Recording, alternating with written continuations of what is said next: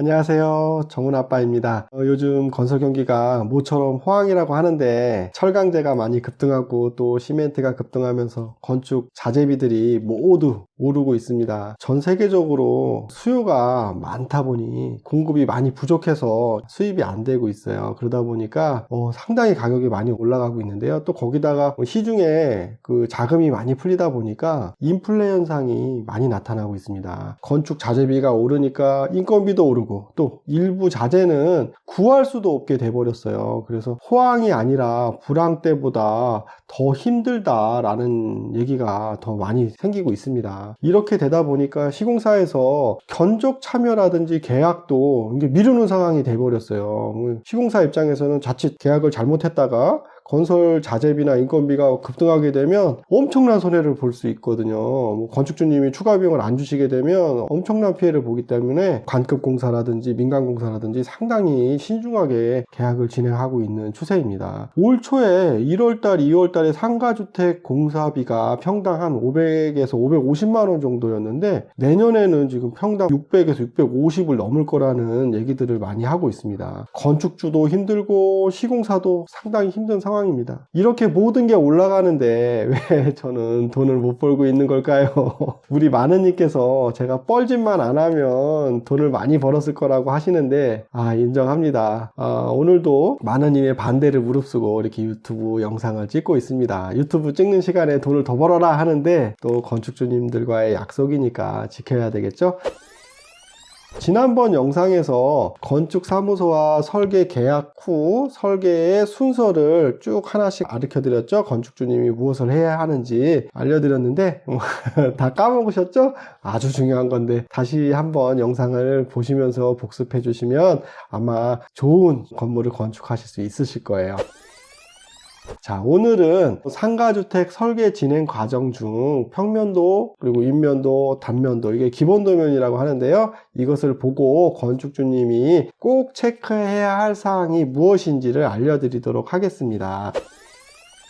첫 번째로 설계 개요를 보는데요. 보통 가설계나 계획설계, 기획설계, 기본설계라고 하죠. 제 첫 장에 설계 개요라고 나오는데요. 이 개요에서 건축주님께서 확인해야 할 것들이 여러 가지가 있습니다. 첫 번째로 건축 면적, 연면적, 건폐율, 용적률, 주차 대수, 조경 면적을 확인하셔야 되는데요. 면적에서 이제 그 건폐율이 법정이 얼마인데 계획은 몇 프로로 했는지, 법정 건폐율이 60%인데 어떤 분은 58%, 어떤 분은 50%, 벌써 차이가 많이 나겠죠. 그래서 최대한 꽉 채워주는 게 좋습니다. 용적률도 마찬가지예요. 법정 150%인데 건축사님이 계획한 거는 130%다. 그럼 20%가 남는 거잖아요. 이렇게 설계되면 안 되겠죠. 150%면 149.95. 이건 너무 빠듯하지만 148이나 149 정도 약간의 여유가 있으면 좋습니다. 그리고 주차 대수를 어떻게 계산했는지, 근린생활 시설의 그 주차 대수가 몇 대인지, 그리고 주택의 주차 대수는 어떻게 계산이 됐는지 이걸 좀 한번 쭉 보시는 게 좋고요. 그리고 조경 면적이 몇 평인지, 대지 면적이 보통 5% 정도인데 몇 평 정도가 조경 면적에 들어가 있는지, 우리 건물의 최고 높이가 몇 메다인지, 땅바닥에서 최고 지붕 끝에까지 그걸 최고 높이라고 하거든요. 그 최고 높이가 얼마인지 그거를 확인하시면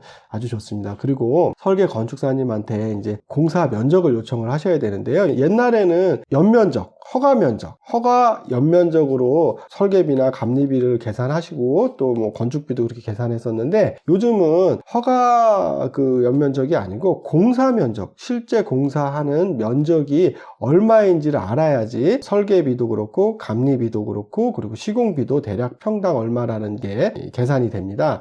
그러니까 꼭 공사 면적이 얼마인지를 계산해 달라고 건축사님한테 얘기를 하셔서 도면에 표기하시는 게 아주 좋습니다. 그리고 보통 개요표에 각 층별 면적표를 이렇게 이렇게 적어 주시는데 1층에 몇 평, 2층에 몇 평, 3층에 몇 평, 4층에 몇 평 이렇게 각 층별 면적표를 해 주시는데 층별 면적표는 건축주님한테 큰 도움이 안 됩니다. 정말 필요한 거는 각 호별 면적표를 제출해 달라고 하시는 게 좋습니다. 각 호별 면적표는 왜 필요하냐면 뭐 임대를 주거나 그리고 그 면적 계산을 하고 여러 가지 전용 면적, 실사용 면적 이런 것들을 계산할 때 각 호별 면적표가 정말 필요합니다. 그러니까 호별 면적표를 작성을 해달라고 하시는 게 아주 좋고요. 거기서 호별 면적표는 어떤 게 들어가냐면 전용 면적, 그리고 공용 면적, 그리고 합계, 그리고 발코니나 다락, 그런 서비스 면적 이걸 합쳐서 총 임대 면적이 얼마다라는 것을 쭉 해주는 게 호별 면적표입니다. 그리고 어떤 공사 면적에는 뭐뭐가 들어가냐면 허가 면적이 있고요. 그리고 발코니 확장 면적, 필로티 주차장 면적, 그리고 옥탑 면적, 그리고 파이프 샤프트 면적, 장애인 엘리베이터 면적, 다락 면적, 허가 면적에 포함되지 않는 서비스 면적까지 다 포함한 게 공사 면적이라고 합니다. 그래서 업체별 평당 공사비의 차이는 공사 면적을 어떻게 정하느냐에 따라서 차이가 발생되니까 평당 공사비는 크게 신뢰가 좀 떨어진다라고 보시면 돼요. 어떤 시공사는 허가 면적의 발코니 확장, 필로티 주차장, 엘리베이터만 이렇게 넣었는데 어떤 시공사는 필로티 주차장 다락 면적 50%만 인정을 하고 뭐 옥탑 면적은 빠지고 뭐 이렇게 공사 면적을 어떻게 막 본인들이 대충 편하게 그리고 유리하게 공사 면적을 작성하는 경우가 있으니까 건축사님한테 꼭 공사 면적을 꼭 지정을 해달라, 서비스 면적까지 다 해서 토탈 얼마인지 계산해 가지고 도면에 표기해 달라라고 하시면 서로 싸우고 뭐 이렇게 할 게 없겠죠. 정확하게 건축사님이 계산만 해주시면 되니까 꼭 요청하시면 됩니다. 그리고 상가주택인 경우에는 주택 부분 면적하고 상가 부분 면적을 반드시 나눠서 안분해야 합니다. 그래야지 부가세를 환급 받으실 수 있거든요. 그래서 상가 부분이 몇 %인지 정확히 알아야지 상가 부분 세금계산서를 끊으실 수 있고, 그리고 주택의 경우는 85제곱미터 이하 국민주택 규모 이하인지 아닌지를 호별 면적표를 보고 전용 면적을 계산해서 이게 부가세 면세 대상인지 과세 대상인지 그거를 구분해서 계산을 해달라고 하셔야 됩니다. 그래야지 나중에 세금계산서 발급하실 때도 서로 싸움이 없겠죠. 여기서 참고로 말씀드리면 부가세 환급은 상가 부분만 되는 거고요. 그리고 주택 부분은 부가세를 줘도 환급이 안 됩니다. 85제곱미터 이하는 부가세 면세 대상이고요. 85제곱미터 이상은 부가세 과세 대상입니다. 근데 부가세 환급은 안 됩니다. 주택은 명심하시고요. 두 번째로 이제 체크할 사항입니다. 1층 평면도에서 확인해야 할 사항은 주차 위치를 확인하셔야 됩니다. 주차를 하고 상부층을 올라갈 때 동선은 괜찮은지, 우수 맨홀, 빗물이 떨어지면 맨홀 있죠? 그걸 빗물바지라고 하는데 그 위치가 표기가 돼 있는지, 그리고 오수 맨홀, 하수 관로가 맨 마지막 맨홀 위치가 어디인지, 그리고 우편물 수치함이 위치가 어디 있는지 보통 표기 안 해주시는데 그냥 시공사가 알아서 설치해요. 근데 그러다 보면 전혀 엉뚱한 데가 설치될 수 있습니다. 그러니까 우편물 수치함 위치를 지정을 해주셔야 돼요. 우편물 수치함, 우체통이죠. 우체통은 비가 안 맞는 곳에 설치가 돼야 되고, 그리고 될 수 있으면 출입구 근처에 설치가 돼야 됩니다. 무인 택배함을 이제 뭐 꼭 설치하라는 지자체들이 있는데요. 대부분 사용을 안 하니까 웬만하면 무인 택배함은 설치 안 하시는 게 좋습니다. 그래도 만약에 허가 조건이나 구청이나 이런 데서 조건으로 꼭 준공 때 무인 택배함을 설치해야 되는 데가 있을 수 있어요. 그런 데는 위치를 정확히 표기해서 그 위치에 설치가 될 수 있도록 도면에 표기하는 게 아주 좋습니다. 쓰레기 분리수거함 위치도 도면에 표기가 돼 있어야지 그 위치에다 딱 놓을 수 있는데 어디 놓을 데가 없으니까 나중에 준공할 때 좀 문제가 되는 경우도 있습니다. 그러니까 쓰레기 분리수거함 위치도 꼭 지정을 해야 되고, 쓰레기 분리수거함에 음식물 쓰레기함, 재활용, 생활 쓰레기 뭐 이렇게 보통 한 4-5개를 놓죠. 그것도 미리 지정하는 게 좋겠습니다. 그리고 1층 부분, 외부 부분을 청소를 해야 되니까 동파 방지 수전이 있어야 되겠죠. 상가에서 물을 끌어올 수 없으니까 별도의 건물 관리용 동파 방지 수전을 설치해 달라고 하시는 게 좋습니다. 가스 계량기 위치, 가스가 어디로 인입이 돼서 계량기는 어디다 설치할 건지 그 위치가 나와야지 시공사가 거기다가 설치를 하고 그 위치에 맞춰서 가스 배관을 설치하겠죠. 보통 표기를 안 해주시는데 표기를 안 하게 되면 시공사가 지들 마음대로 그냥 막 설치를 해버려요. 그래서 보기 흉한 경우가 많습니다. 그리고 전기 계량기 위치도 마찬가지고요. 그리고 수도 계량기 위치도 마찬가지입니다. 위치를 지정을 해야지 도면에 지정이 돼 있는 대로 시공을 하는 겁니다. 지정이 안 돼 있으면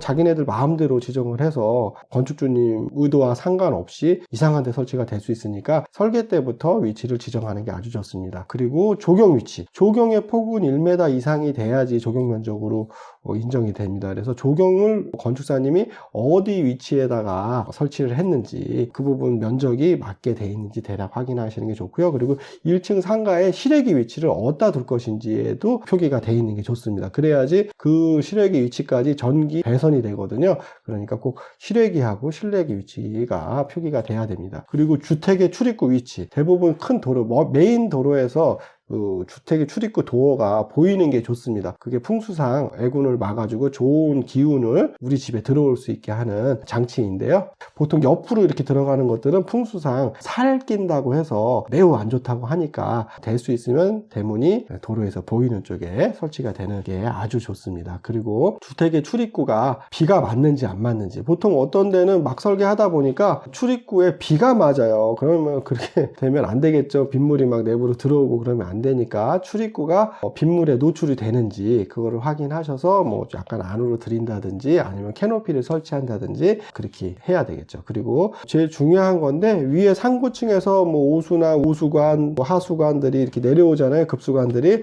이 배관이 어디로 내려올 건지 대부분 표기가 안 돼 있으면 기둥 속에 매입을 시키는데 상당히 위험합니다. 구조상도 그렇고 나중에 보수를 볼 수 없기 때문에 꼭 PS, 파이프 샤프트라는 그 별도의 배관실을 만들어서 그 속으로 배관을 해서 내려오게 하는데요. 보통 아파트나 큰 건물 같으면 복도 같은데 이렇게 큰 회색 문 같은 게 조금 이렇게 중간에 달려있는 조그만 문들을 이렇게 열어보면 파이프들이 잔뜩 있죠. 그게 파이프 샤프트입니다. 조그만 주택에도 그런 파이프 샤프트가 있어야 됩니다. 그 PS는 연면적에 포함이 안 됩니다. 그러니까 넣으셔도 허가 면적에 들어가지 않기 때문에 큰 피해가 안 되니까 그걸 꼭 넣으시는 게 좋습니다. 그리고 1층 화장실을 어디다 놓을 것인지 그 위치도 보시고, 남녀 구분을 할 건지, 상가 같은 경우에 남녀 구분을 할 것인지 남녀 공용으로 쓸 것인지, 화장실이랑 화장실 동선이 괜찮은지도 보시고요. 그리고 상가가 중간 칸막이로 만약에 2개, 3개로 나눌 때는 중간 칸막이 위치를 지정을 하셔야 되고, 그리고 그거에 맞춰서 출입구 위치가 지정이 돼야 되겠죠. 이거 되게 중요한 거예요.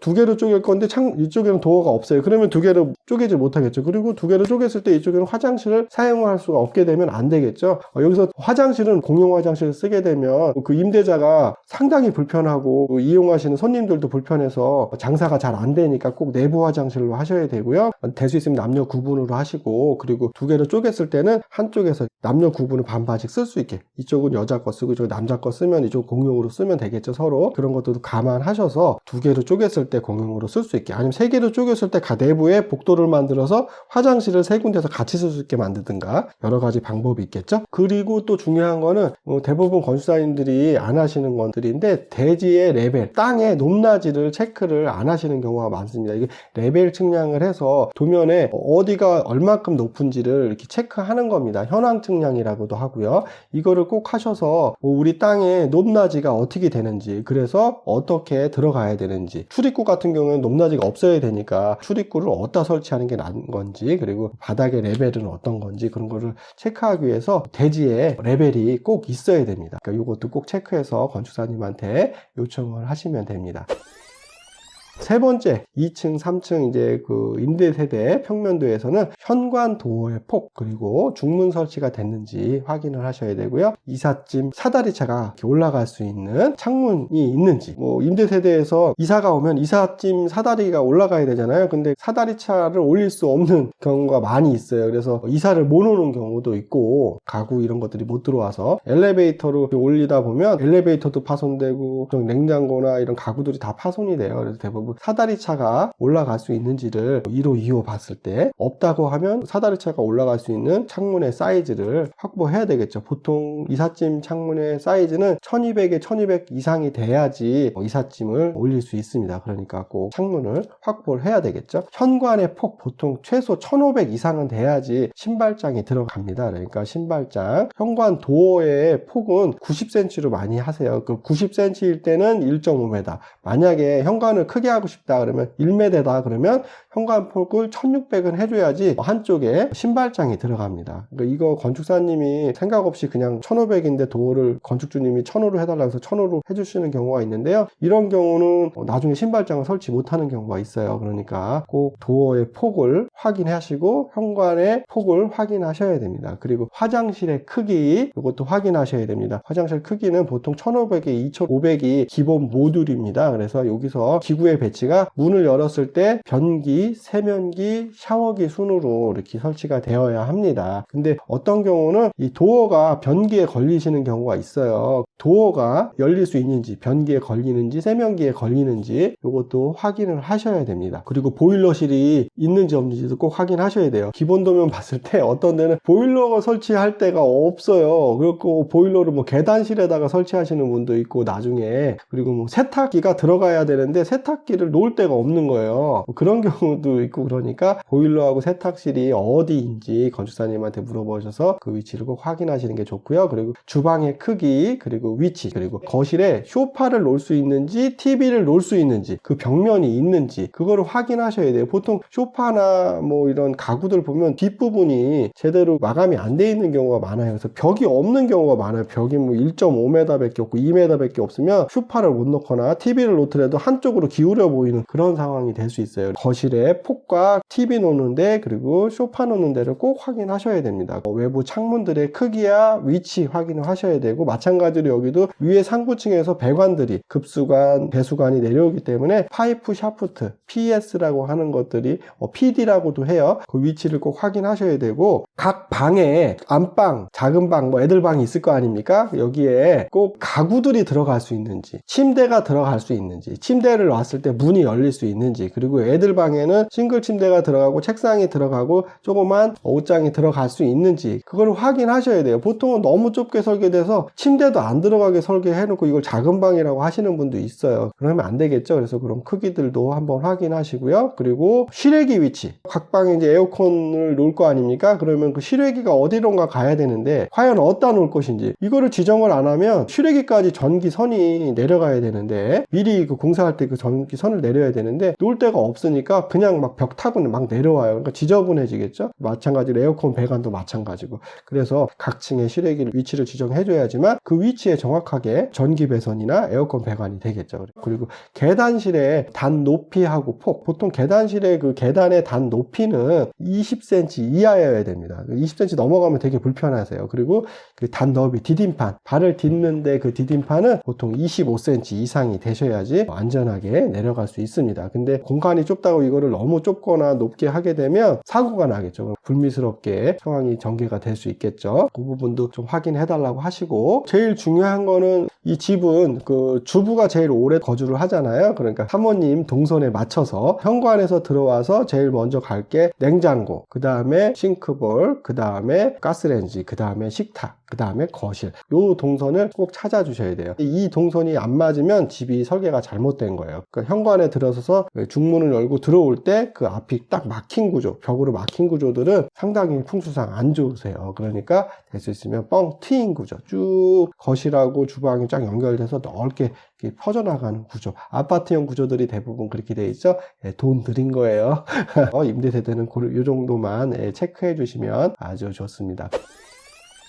네 번째 이제 주인 세대죠. 주인 세대는 조금 이제 뭔가 좀 더 들어가야 되겠죠. 마찬가지로 도어의 폭과 중문, 그리고 현관의 폭. 보통 골프 막 이런 거 치시니까 골프채 같은 거 현관에 두시는 부분도 있잖아요. 근데 거기에 반침이나 약간의 조그만 창고들 설치할 것인지 그런 것들도 확인하시고요. 마찬가지로 이삿짐 사다리차가 어디로 들어올 것인지도 한번 확인하시고, 화장실은 안방 화장실하고 공용 화장실이 있는데 둘 중에 한 곳은 욕조가 있으면 좋습니다. 애들도 있고 그렇기 때문에 욕조를 넣을 건지 아니면 뭐 이동식 욕조를 놓을 건지 이런 것들도 한번 체크해 주시는 게 좋고요. 그리고 마찬가지로 4층에서 이제 마지막 최상층이지만 상부층에 이제 스톡벤트, 공기 빼기 밸브, 통기관이라고 하죠. 이게 올라가야 되기 때문에 조그만 PS, 파이프 샤프트 공간이 필요합니다. 이것도 꼭 설치해 달라고 하시고, 그리고 각 실의 가구의 위치 이런 거 확인해 주시고, 마찬가지 4층 주인세대도 실외기 위치를 정확히 확인해 주셔야 돼요. 그리고 마찬가지로 계단실 단높이 확인해 주시고, 그리고 주부 동선 확인해 주시고, 만약에 테라스가 있다 그러면 테라스 청소해야 되잖아요. 그러니까 동파 방지 수전 위치하고, 그리고 작업용 콘센트 위치를 어디다 둘 것인지 이것도 좀 체크를 해달라고 하시는 게 좋습니다. 그리고 다락이 있다면 다락 오름 계단이 있는데요. 다락 오름 계단은 폭이 80cm 이하가 되면 올라가시는데 되게 어렵습니다. 그래서 꼭 최소 90cm 정도는 돼야지, 또 마감 빼곤 75cm 정도 남거든요. 그러면 사람이 그래도 올라가기 좀 괜찮아요. 근데 80cm 되면 한 60cm밖에 안 남아갖고 올라갈 때 이렇게 좀 몸이 좀 걸리고 그러는 경우가 있어요. 그러니까 80cm 이상, 최소 90cm 정도는 돼야지 사람이 오르락내리락 하는데 좋습니다. 이거는 중심선 기준입니다. 그리고 다락에 이제 보통 보일러를 설치하시잖아요. 그러면은 주인 세대 보일러, 다락 보일러 이렇게 두 대가 설치가 되면 연도가 두 개가 생기겠죠. 연도는 이 연기 나가는 거, 이 연도가 두 개가 표시되면 불법 건축물로 단속이 됩니다. 그리고 CCTV 모니터함이 4층 계단실에 설치가 되면 좋습니다. 보통 1층에다가 설치하시는데 도둑놈이 훔쳐갖고 내려가면서 CCTV 저장 장치까지 띄어갖고 가시는 경우가 많아요. 그러니까 4층에다가 이렇게 설치를 하면 도둑도 깜빡해서 4층까지 다시 올라가지 않고 그냥 가버려요. 그러다 걸리는 거죠. 그렇죠? 그래서 4층 계단실에 CCTV 모니터 함을 설치하시는 게 좋습니다. 그리고 테라스에는 물 빠지는 루프 드레인 위치하고 선원통 위치 꼭 확인해 달라고 하셔야 됩니다. 주방에 보조 주방이라는 게 들어가죠. 그 팬트리랑 보조 주방이 들어가는데 이게 이제 테라스랑 연결되게끔 동선을 같이 맞춰주는 게 좋습니다. 그리고 4층 거실을 높은 천정을 하시게 되면 겨울에 많이 추울 수 있어요. 그래서 이때는 보일러를 계속 대면은 보일러가 꺼지지 않고 계속 돌아요. 이 공기 면적이 크기 때문에 이때는 거실 천정에 에어컨을 설치하지 마시고 냉난방기를 설치하시면 위에서 차가운 공기를 따뜻하게 해줘서 보일러가 효율이 더 높아집니다. 그러니까 냉난방기를 설치해 주시고 다른 방들은 그냥 에어컨만 설치하시고 거실은 냉방, 난방이 되는 걸로 설치하셔야 됩니다. 다섯 번째는 다락층. 다락에 올라가게 되면 다락이 보통 가중평균 1.8m입니다. 근데 건축사님들이 설계하기 귀찮으니까 1.8이 아니고 뭐 1.6 막 하시는 경우도 가끔 있는데 그거는 꼭 확인하셔서 다락의 가중평균이 1.8 이하인지 확인하시고 다락의 최고 높이가 얼마인지, 그래서 사용 가능 면적이 얼마인지. 다락은 이렇게 삼각형이니까 지붕이 있으니까 머리가 닿는 부분이 있죠. 그러니까 머리가 닿는 부분이 어느 부분인지를 가르쳐 주시면 대략 어느 정도 쓸 수 있겠구나 라고 알겠죠. 건축사님한테 꼭 그 다락의 최고 높이하고 머리가 닿기 시작하는 높이, 보통 한 1600, 1700 정도 바닥 높이가 나오는 부분이 어느 부분인지를 가르쳐 달라고 하면 그 부분을 체크해 주시겠죠. 그러면 그 부분에다가 방을 놓을 건지 뭐 어떻게 구성을 할 건지를 고민을 하시면 되겠죠. 그리고 다락에 환기창호가 있어야 되죠. 환기창호가 있어야 되는데 다락에 환기창호를 제대로 안 하시는 경우가 많습니다. 그러면 결로가 많이 차고 상당히 습하죠. 그래서 곰팡이가 많이 발생이 되는 경우가 많습니다. 그러니까 꼭 이쪽을 열면 저쪽으로 샥 이렇게 빠져나가게 환기창호를 꼭 설치하셔야 됩니다. 그리고 다락에 테라스를 놓으시잖아요. 그럼 거기도 마찬가지로 출입 도어를 설치하시고 방습 콘센트하고 다락 테라스를 청소할 수 있는 동파 방지 수전을 하셔야 되고, 그리고 빗물을 뺄 수 있는 루프 드레인하고 선원통을 꼭 설치를 해줘야 됩니다. 그리고 마찬가지로 통기관이 어디로 올라가고 지붕으로 어디로 올라간 건지 그것도 확인해 주셔야 되고, 그리고 지붕의 방향이 어떻게 되는 건지 그런 것도 확인하셔야 됩니다. 그리고 겨울에 열교 현상 때문에 다락 계단을 통해서 바람이 불어서 귀신 소리가 날 수 있어요. 그리고 온도가 제어가 안 되는 경우가 많으니까 다락 출입 도어를 설치를 해서 다락의 온도하고 4층 주인 세대의 온도하고 차단을 시켜줄 수 있게 도어를 설치하시는 게 아주 좋습니다. 그리고 옥탑을 설치하시는 분들 많은데요. 이거는 뭐 허가 면적이 안 들어가니까 옥탑 해주세요 라고 하시는 분도 많은데, 옥탑도 공사할 때는 면적에 포함이 됩니다. 그러니까 공사를 해야 되니까 옥탑을 굳이 안 만드셔도 옥상에 안 올라가실 거면 옥탑을 만들지 않는 게 좋습니다. 왜냐면 그것도 다 돈이니까요. 이렇게 평면도 체크를 했고요. 6번째, 이제 인면도에서는 뭘 체크해야 되냐면 외부 색감, 어떤 색깔인지, 그리고 어떤 재질인지, 어떤 자재인지를 꼭 표기해 달라고 하셔야 됩니다. 대부분 건축사님들이 색감하고 재질하고 뭐 이런 자재들을 선정을 안 해주세요. 왜냐하면 건축주님이 얘기를 안 하셔서 그래요. 그러니까 꼭 그걸 얘기를 하시고, 인면도에서 각층 층고가 높이가 어느 정도인지, 1층은 높이가 얼마고, 2층은 얼마고, 3층은 얼마고, 4층은 얼마고, 다락 최고 높이는 어떻고, 이런 층고를 확인해 달라고 하셔야 되고요. 그리고 창문의 위치하고 크기, 이걸 확인하셔야 됩니다. 창문이 이렇게 막 지저분하게 왔다 갔다 하면 안 되겠죠. 이렇게 수직 수평이 어느 정도 맞아야 되겠죠. 그리고 인면도에는 정면도, 배면도, 좌측, 우측면도 이렇게 4장이 필요합니다. 꼭 다 그려달라고 하셔야 되겠죠. 인면도에 치수를 표기 안 해주시는 분도 많은데, 인면도에도 치수를 다 표기해 달라고 하시는 게 좋습니다. 그래야지 시공사가 그걸 보고 시공을 잘 할 수 있겠죠. 근데 보통 건축사님들은 인면도에 치수를 표기를 안 해주십니다. 그러니까 다 일일이 재야 돼요. 시공할 때 상당히 불편하겠죠. 그러니까 치수를 다 표기를 해주시는 게 좋습니다. 6번째, 그 인면도에서 차면시설이 적용이 되는 건지 안 하는 건지를 꼭 건축사님한테 표기를 해달라고 하셔야 돼요. 인접대지 경계선에서 내 건물 쪽으로 2m 이내에 창문이 있으면 이웃의 주택 창호가 보인다고 봐서 창문에 가림시설을 해야 돼요. 그걸 차면시설이라고 하는데, 옆집에 건물이 없으면 상관없는데 건물이 있다라고 하면 차면시설은 어느 창문이 차면시설이 되는 건지 표기해달라고 하시는 게 아주 좋습니다.